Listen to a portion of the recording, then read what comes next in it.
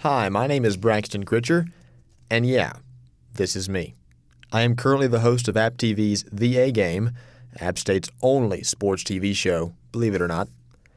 I'm also the assistant sports director at the college radio station WASU, and I am a senior at App State graduating in 3 weeks, which I don't think I have fully wrapped my head around that one just yet.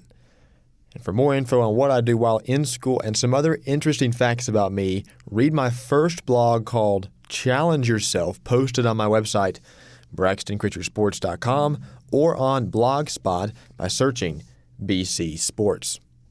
Today I wanted to talk about why I do what I do, or why people like me do what we do. I want to work in sports media, one of the toughest industries to get into because of the competition for the few jobs that are available. A lot of people want to work in sports in this industry, but the question I have to answer is why? Many people love sports but are not good at them, and that's the reason why they get into media.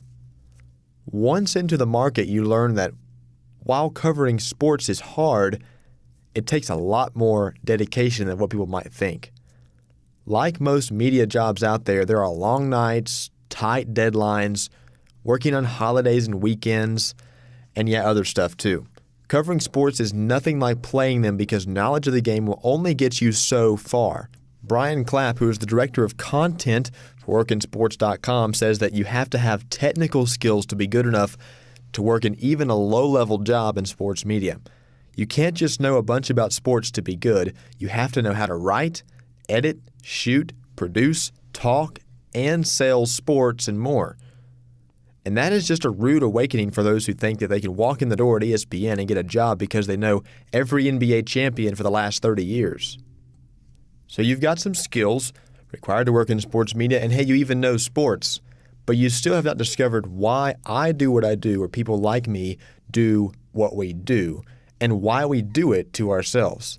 And what I mean by that is the stress and dedication required to be good at sports media is far greater than most stress that we have to deal with on a daily basis. And on top of that, the vast majority of those employed in sports media make less than $50,000 a year. So $50K doesn't sound that bad, but most of the people that have been in the business for 10 plus years are the ones that have that $50K average.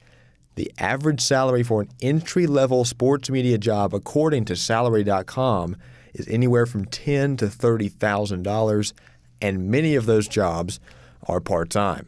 So you're not going to make money, you're not going to sleep much, and you may not live in a place where you want to. And the heavy deadlines can cause frequent stress that can keep you up at night.